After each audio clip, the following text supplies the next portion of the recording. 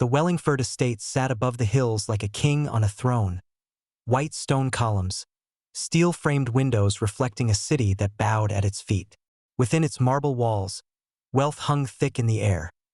Velvet drapes, curated art, a grand piano that hadn't been played in years. A home designed to impress, not to feel.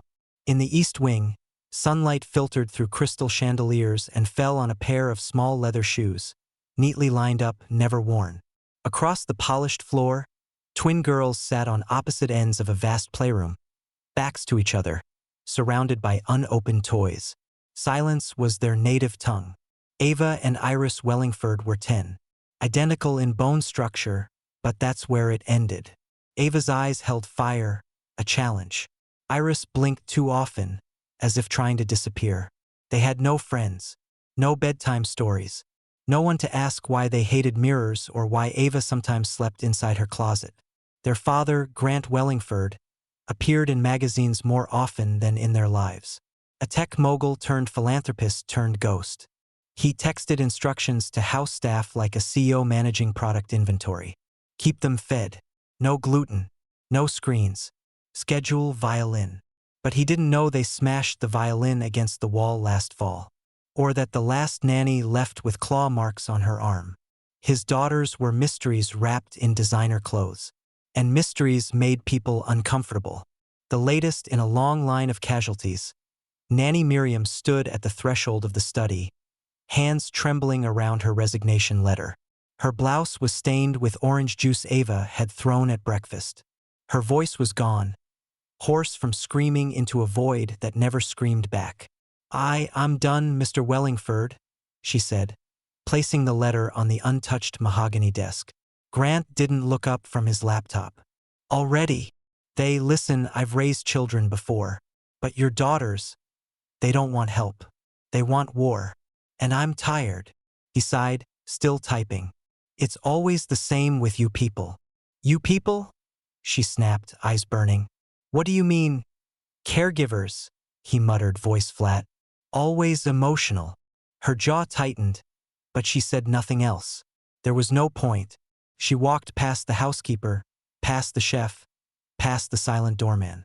No one met her eyes. She stepped into her Uber without a word, leaving behind her scarf, her pride, and two little girls watching her from an upstairs window. Neither twin waved. Later that evening, the house settled into its usual rhythm of soft lights and louder silences. The chef served quinoa and grilled salmon, which the girls picked at with cold disinterest.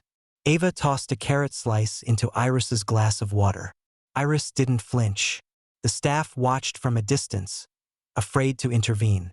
Ava finally broke the silence, not with words, but with a piercing shriek as she hurled her plate onto the floor. Ceramic shards skated across the stone tiles. The butler flinched. The chef looked away. Only Iris reacted. She giggled, a high, strange sound. We're defective, Ava said quietly, staring at the mess. Iris whispered back, no one wants broken dolls. Somewhere in the West Wing, a grandfather clock struck 7. Grant didn't come down. Upstairs, alone in their room, the twins sat side by side, each brushing the other's hair. Their ritual, one of the few things they still did together. Ava's strokes were harsh. Iris's were gentle. Do you think she cried? Iris asked. She cried in the car. How do you know? Ava pointed out the window, saw her shoulders shaking. They said nothing for a long time. I liked when she sang, Iris mumbled. She thought singing fixed things. It didn't. No, the door creaked. A maid entered quietly to collect the laundry, avoiding their gaze. Ava whispered, bet she'll be next. In the staff quarters, word spread quickly. Another nanny gone. 12 in less than 2 years. Some said the girls were evil. Others whispered darker things. That the house itself was cursed, the kind of place that looked like heaven but drained you from the inside out. And yet, the job paid well. Too well. Someone'll take the post by next week, muttered a janitor. Maybe, said the housekeeper, folding towels with shaking hands. But she won't last. The girls slept that night under silk sheets and cold air conditioning, their small bodies curled like question marks. Downstairs, Grant opened a bottle of scotch and stared at his screen. An email sat unread from the agency. "We've found someone. Not a nanny, but experienced. Available immediately." He clicked ignore. The clock ticked, and somewhere in the dark, someone was on her way. The morning sun barely warmed the marble steps as Lena Mayfield stepped out of the cab, her canvas bag slung over one shoulder and her sensible shoes clicking softly on the stone. She didn't pause to admire the Wellingford estate. She'd seen plenty like it in her 25 years of housework. Big on style, small on soul. The security guard gave her a clipped nod. "Already bored?" "You're the maid." "Yes, sir. Lena Mayfield. Temp agency sent me." He scanned her ID like she was a suspect, then buzzed her in. Inside, everything gleamed. Too clean. Too empty. The air was heavy with lavender polish and something colder. Disuse. Rooms looked lived in by ghosts. A woman in gray met her at the hall. "I'm Marion, housekeeper. You'll do linen, floors, baths. Avoid the east wing." "East wing." Marion didn't answer. Lena began upstairs. Quiet work, steady hands. She hummed as she scrubbed sinks and folded sheets, her melody soft and southern. It was when she reached the second-floor corridor, a wing of locked doors and long shadows, that she heard it. Thud, thud, a sharp crack, a scream, then another. She followed the sound to a heavy oak door. No staff nearby, no one running. She knocked gently, no answer. Then, a voice behind it. "Don't come in. We're killing each other." Lena exhaled. "Baby, don't nobody need to die today." The door wasn't locked. She pushed it open. Inside, chaos reigned. Toys and books strewn across the floor. A chair overturned. Ava stood on the bed, clutching a hardcover like a weapon. Iris crouched behind a bookshelf, crying but silent. They looked up. Neither ran. Neither screamed. They stared at Lena, this woman with dark skin and soft wrinkles, with worn shoes and eyes that saw straight through marble and money. Lena didn't flinch, didn't raise her voice. She stepped inside and shut the door behind her. "Well now," she said calmly. "This looks like a battlefield. You're trying to win a war or survive one." The girls blinked. Lena walked slowly to the center of the room and sat cross-legged on the floor, right between them. "You hungry?" she asked. "Or just angry?" Ava narrowed her eyes. "Who are you?" "I'm Lena, just the maid. Came to clean the mess. Didn't know it was this kind of mess." Silence. Iris peeked out. "You're not scared?" Lena looked at her gently. "Baby, I've cleaned houses full of snakes and lies. You too? You're just loud. Loud I can handle." For a moment, the room held its breath. Then Ava lowered the book. Iris crept forward. And Lena, sitting calm in the ruins of their rage, smiled for the first time that day. In a corner camera feed downstairs, Grant saw the live footage flicker. Lena entering the twins' room, then nothing. He stared for a long time, then closed the laptop. Lena Mayfield had cleaned 1,000 houses in her lifetime. But this one, this house wore its silence like armor. Nothing out of place. Nothing alive. The scent of polish masked everything. Grief, anger, the strange quiet of children too young to be that angry. She started noticing things by the second morning. Ava stuffed napkins into her pockets. Iris hid crackers in her pillowcase. Lena didn't comment, just adjusted her rhythm. Made snacks more available. Left apples sliced on windowsills. Water with lemon on the nightstand. The girls didn't say thank you.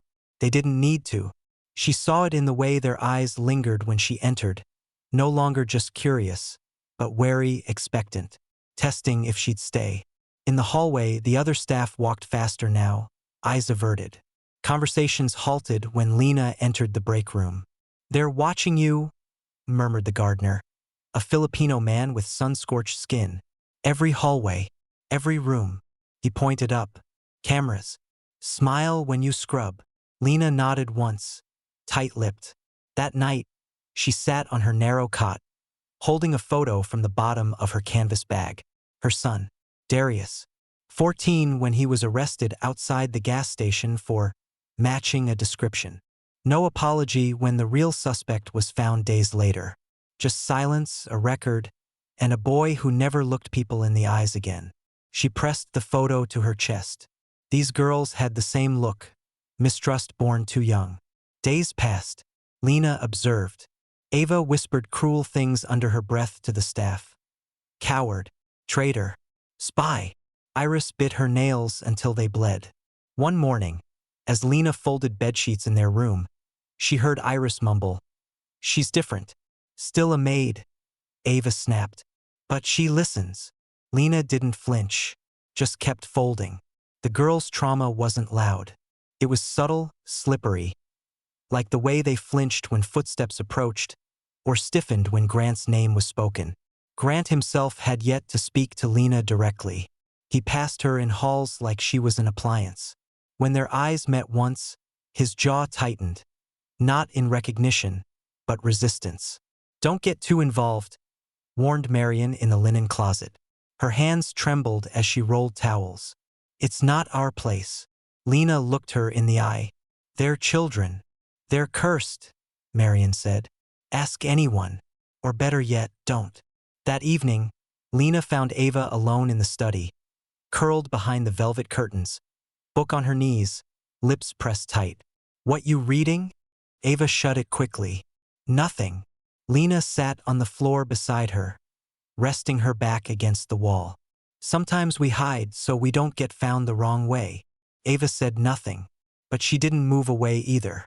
Later that week, Lena entered the girls' room to find both sitting beneath the bed. "No monsters up here?" she joked.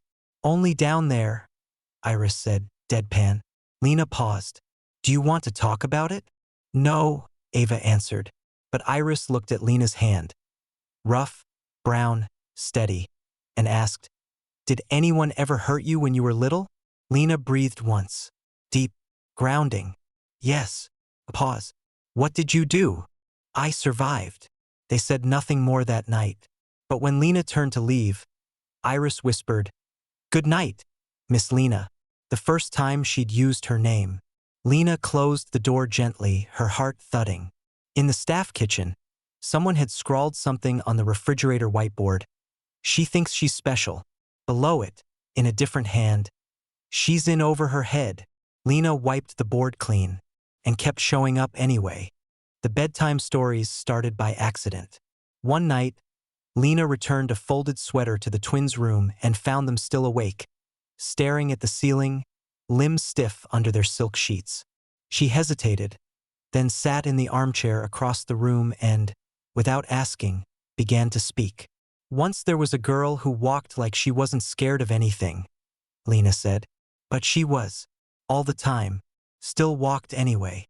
Neither Ava nor Iris interrupted. So the next night she told another story. Then another. Not from books but from life dressed in fable. Stories of brown girls who didn't bow. Of grandmothers who grew food from dust. Of boys who went to jail and still found their way back to sunlight. By the end of the week, Iris had moved her pillow closer to the chair. By the next, Ava, always curled away from everyone, began listening with her eyes open. They still didn't talk much, but they were listening, and sometimes they laughed. It was a Tuesday when Ava finally spoke. Not a whisper, not a mutter, a full sentence, flat and sharp as a blade. "This house hates me." Lena looked up from folding laundry. Iris froze. "It hated our mom too," Ava continued. "You can feel it. In the floors, the air. Everything's too clean." Lena sat beside her. Not too close. "You remember your mama well?" she asked gently. "Her hair smelled like cinnamon," Iris offered softly. "She used to dance in the kitchen," Ava added.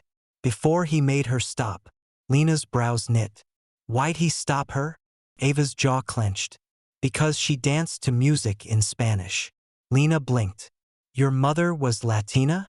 "Half," Iris said. "But it's the half we liked."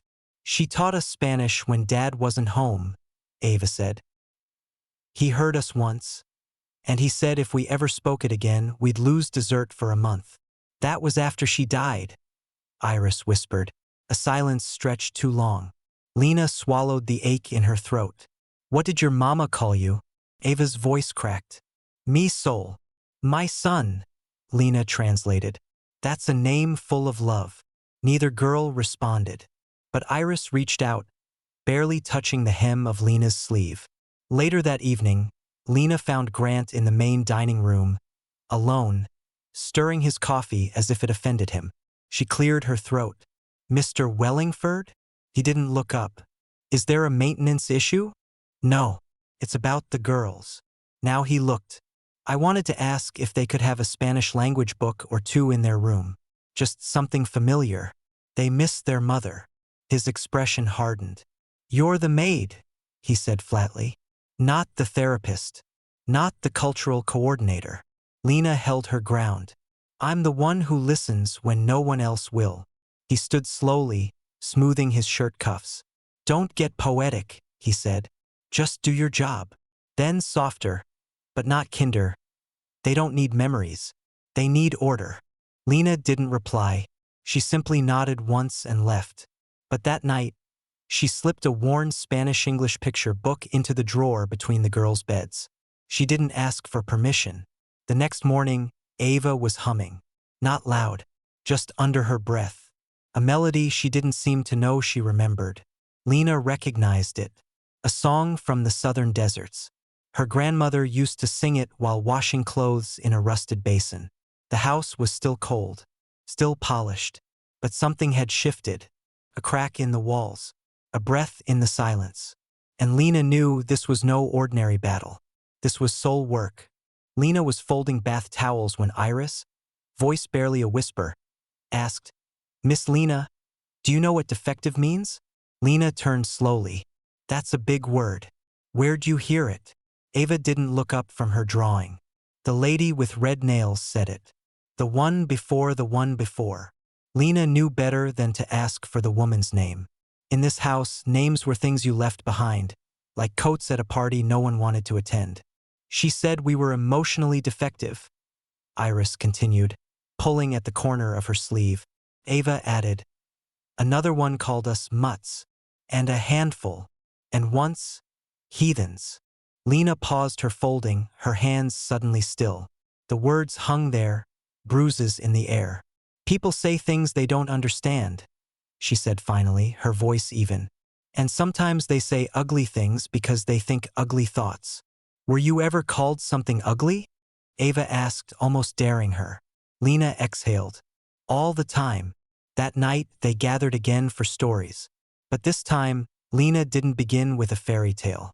She told them about Elkmont, Alabama, where she grew up with red dirt roads and colored only water fountains. About how her first book came from a white family's trash. How her grandmother taught her to read by candlelight, because their lights got shut off more often than not. I once got whipped for sitting too close to a white girl at church, Lena said. Didn't even know her name. The twins didn't interrupt. I was called a monkey, a roach, a stain. But I kept reading. I kept writing. And baby, I kept living. Iris tilted her head. Did it hurt? Lena looked straight at her. It always did. That's why you learn to build armor.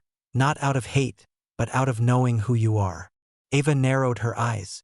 What if you don't know yet? Lena smiled softly. Then you stay close to people who remind you. A silence followed. Not heavy this time, just full. Then, unexpectedly, Ava giggled. Did you really call your school principal a bald goblin? Lena chuckled. I sure did. Wrote it in chalk on the school steps. Took 3 weeks to wash it off. Iris laughed too sharp, sudden, real. It was the first time Lena heard it. Unfiltered. It filled the room like sunlight cracking through thick storm clouds. Later, in her small quarters, Lena sat on her cot and wept. Quietly. The kind of crying that didn't need sound. Not from sadness, but from the weight of hearing what no child should ever have to carry. On the desk, a torn post-it note she found in the laundry bin rested under her teacup. It read, "The colored one's getting attached." She didn't tear it up. She left it there to remind her that attachment was her weapon, and she would not stop wielding it. The day started like any other. Quiet sunrise, polished silence, and the distant hum of a house trying too hard not to feel. Lena walked up the staff entrance steps balancing her tote and a small brown paper bag. Apple muffins, made from scratch, just how Iris liked them. Then she saw it. A yellow post-it, stuck crookedly on the staff door. The handwriting jagged, impatient. "You're not their mother. Stop pretending." Her hand froze mid-air. Beneath it, another, in darker ink. "Keep your distance, Maid." She peeled both off without a word, folded them once, and slid them into her coat pocket like old receipts. Behind her, the housekeeper pretended to adjust her apron. The chef stared down at his phone. No one said a word. Racism never shouts in places like this. It slips notes, shuts doors, looks away. But Lena didn't flinch. She stepped inside, hung her coat, and went to work. That afternoon, she sat beside Iris in the kitchen, showing her how to crack eggs with one hand. "You'll ruin the yolk if you smack it like that," Lena coached. "I like breaking things," Iris replied, but she giggled when Lena raised an eyebrow. From the hallway, Ava peeked in and rolled her eyes. "You two look like a cooking show for sad people." "Well, come on then," Lena smiled.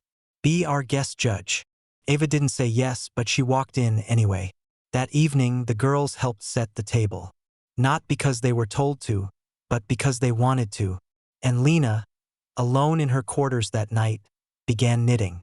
She had never knit for clients. That kind of softness was usually punished. But Ava needed something warm. Not from the store. From someone who stayed. She chose dark green yarn, resilient like the girl it was meant for. By the end of the week, Ava was wearing the sweater every morning. "It doesn't itch," she muttered, the first time she put it on. "It's ugly," Iris said, "but in a nice way." At night, Lena still told stories. The girls still listened. But now they called her something new. "Good night, Miss Lena." It wasn't just politeness. It was reverence. She never corrected them. It was the first title she'd worn that felt earned. But not everyone was blind to the shift. In the laundry room, Lena found her bag overturned. Her lunch was missing.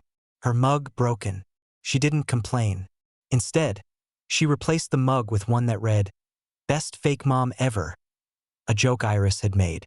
She drank from it proudly. One evening, as Lena hummed and the girls leaned in to listen, Ava whispered, "Why do they hate you?" Lena looked at her, surprised. "Who?" "The other people here. The staff." Lena smoothed Iris's hair. "Because I see you. And when people don't see things themselves, they get scared of anyone who does." Ava nodded slowly. And for the first time, Iris reached for Lena's hand and didn't let go. It started with a broken drawer. Lena was changing linens in the guest bedroom, one that hadn't been used in years, when the bottom drawer of the armoire jammed halfway open. She tugged gently, expecting dust and mothballs. Instead, tucked beneath folded scarves and a faded baby blanket, she found a leather-bound journal, its edges frayed, the pages swollen with time.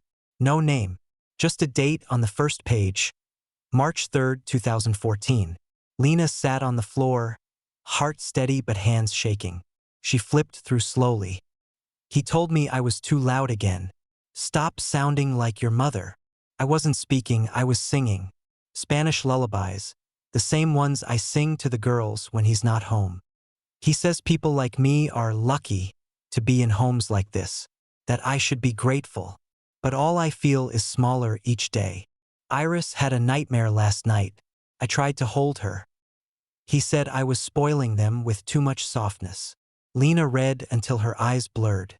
The journal told a story of slow unraveling, emotional neglect, erasure, and a woman shrinking until she disappeared entirely.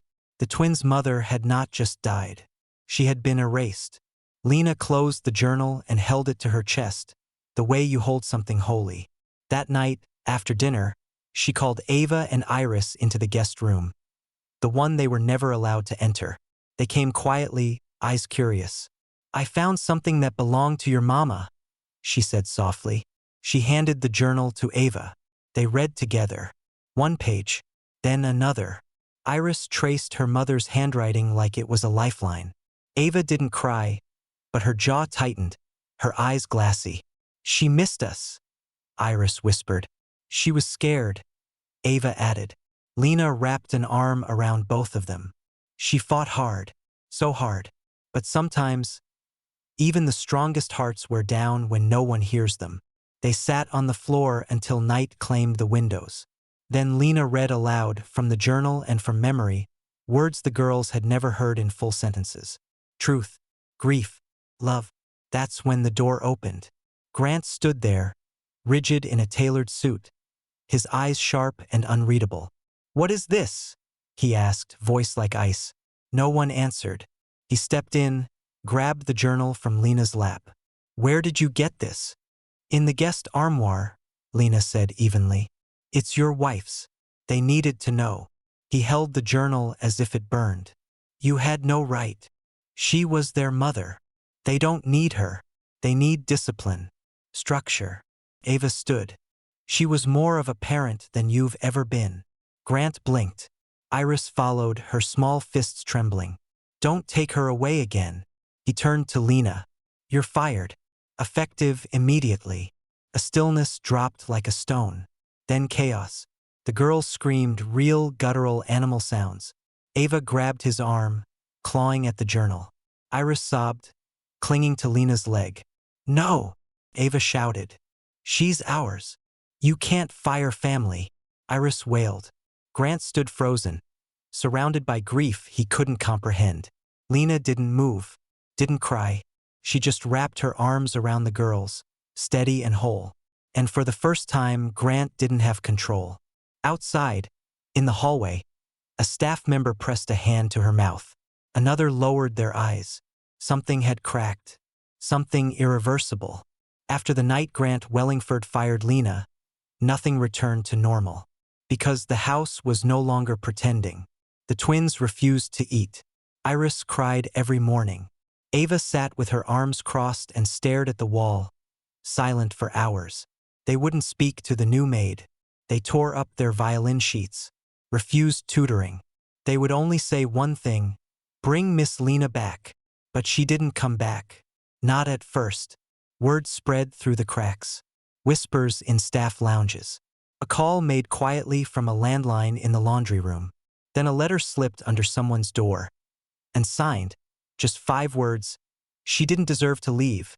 The girl's therapist, a quiet woman named Dr. Amara Holt, who'd been benched by Grant months earlier for inserting too much emotion, decided she'd had enough. She contacted someone she trusted. Then someone else stepped forward. A woman named Blanca Mendez, former housemaid to the Wellingfords, long gone after a sudden termination. "They silenced me once," she told the journalist. "Not again." The interview took place in a small, sunlit cafe on the edge of the city. Lena wore a simple brown dress and clutched her tea with both hands. She didn't ask for attention. She hadn't even wanted the meeting. But she knew the story was no longer just hers. Across from her sat Mira Ellis, a local journalist known for digging where others looked away. "I'm not here to sensationalize," Mira promised. "I'm here to understand." Lena nodded once. Mira turned on her recorder. "Why did you stay as long as you did?" Lena stared out the window for a moment before answering. "Because those girls didn't ask to be born into glass cages. Because they weren't broken. They were grieving. And everyone who came before me treated grief like misbehavior." She sipped her tea. "And you, how were you treated?" Lena's smile was small, like a shadow that stayed too long in the light. Mira leaned forward. "What do you want people to know?" Lena took a breath, a long one. "That this is about more than me. More than race or money or that house on the hill." She looked up. "It's about what we see when we look at each other. Or what we refuse to see." Those girls were called defective because they didn't fit into someone else's silence. I stayed long enough for them to start hearing their mother's voice again. In their own hearts. She didn't cry. Mira didn't ask her to. The piece was published within 72 hours. Headline: "A House Too Silent. The Woman Who Wasn't Allowed to Care." Subhead: "She wasn't a nanny. She was something more dangerous." someone who listened. The story went viral. First local, then national. Support poured in. So did questions. Who had protected the girls? Who had failed them? Why did a maid have to be the one to notice what no one else would? Grant Wellingford issued a 2-sentence statement through his legal team. It mentioned falsehoods and privacy violations. He declined interviews, but the court didn't. A custody review was ordered within 2 weeks. Dr. Holt submitted her report. The twins were interviewed separately. So was Lena. One evening, as the sun dipped behind the skyline, Lena received a call. "Ms. Mayfield," said the voice, kind and firm. "The girls have requested you at the hearing. They've made it clear. They don't want to speak unless you're in the room." Lena didn't answer right away. She looked out the window at the street below, the soft gold light pooling on pavement. And she whispered, "I'll be there." The courthouse smelled like cold coffee and fear. Lena sat on the wooden bench outside the family courtroom, hands clasped, spine straight. Her shoes were clean but worn, the same ones she'd worn the first day she stepped into the Wellingford estate. They felt different now, like they carried weight and story, not silence. Behind the closed doors, Ava and Iris spoke bravely to a judge seated higher than any of them should have had to look up to. They said what mattered. They said who mattered. The twins had been placed in temporary custody with their late mother's sister Mariella, a kind woman with soft eyes and a firm voice. Lena had visited often, helping ease the transition, tucking recipes in the kitchen drawers and brushing the girls' hair on Saturday mornings. But even Mariella knew. "They look for you first in every room," she had told Lena. So when the court-appointed guardian slid the papers across the table and asked gently, "Would you be willing to assume permanent care of the children?" Lena didn't answer immediately. She took a full breath. "I'm not their mother," she said, "and I'll never pretend to be." A pause. "But I'm not their help either. I'm what's left when the world walks out." She looked down at the girls sitting beside her, their small hands curled into fists. "I'll take them," Lena said, "but not as their maid." She looked the judge in the eye. "As their family." Grant Wellingford attended the final hearing. Not to fight, just to be seen. He sat behind his lawyer, expression carved in stone. He didn't speak, didn't apologize, didn't look at his daughters when they entered. Ava didn't glance at him once. Iris did, but only once, and then leaned her head against Lena's shoulder. When the judge ruled in Lena's favor, Grant stood and walked out without a word. The courtroom doors swung shut behind him like a final breath. Lena didn't celebrate. There were no victory speeches, no hugs in the hallway, just quiet. That evening, she brought the girls home. Not to the mansion, but to a small yellow house on a quiet block, with a creaky porch and room to breathe. The front yard had a tree just big enough to climb. Inside, the couch was secondhand, the floors scratched, and the kitchen small. But the air was warm. Ava ran to the bedroom and opened every drawer. Iris peeked into the fridge and smiled at the orange juice on the bottom shelf. They unpacked slowly, together. That night, Lena tucked them into a bed covered in a patchwork quilt, stitched by her own mother. "I don't like calling this healing," Ava mumbled as her eyes drifted shut. "I just call it breathing again." Lena kissed her forehead. "Breathing's a good start, baby." The morning was warm with the scent of spring, damp earth, magnolia blooms, and the laughter of children echoing across the neighborhood park. Lena sat on a wooden bench, back straight, hands folded in her lap. Her eyes weren't on the trees or the sky. They were on the two girls chasing each other barefoot through the grass. Ava and Iris. Their braids bounced as they ran. Ava called out, "Atrapame si puedes." Iris squealed and shouted back, "Nunca me alcanzarás." Spanish now danced off their tongues with ease. Not hidden, not punished, spoken proudly, freely, like wind through leaves. Lena smiled. They didn't even glance back to see if she was watching. And that, she knew, was a sign of healing. They were different now, still full of fire and feeling, but no longer afraid of their own voices. They hugged without flinching, cried without shame. They laughed. Oh, how they laughed. and didn't apologize for it. Ava wrote poems. Iris burned toast every other morning trying to make breakfast in bed for Lena. They made messes. They told stories. They said, "I love you" out loud. And they meant it. Lena's gaze drifted. Across the street, a bakery she'd once been denied work at still stood. New paint, new owners, but the same red bricks. She remembered that interview. The way the woman behind the counter had said, "You're a little old for fast-paced work, don't you think?" With that tight smile that always meant more than what it said. She'd walked out without responding. And she'd walked into dozens of other rooms where she wasn't wanted. Sat on buses that swerved harder when she boarded. Raised a son in a world that once treated brown skin like liability. She'd cleaned homes that smiled at her but locked the good cups away. She'd been told to take the back entrance. Been paid less. Been told, "You're just the help." She thought of them all now. Every door slammed in her face. Every name unsaid. Every bruise she never let show.